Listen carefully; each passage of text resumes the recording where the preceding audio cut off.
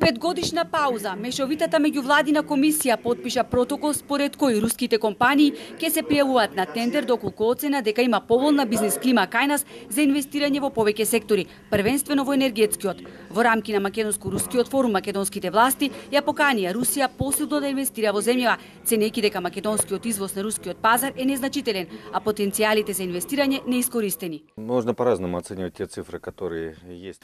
Може различно да толкуваме цифрите според она што го имаат експертите, станува збор за 400 милиони долари.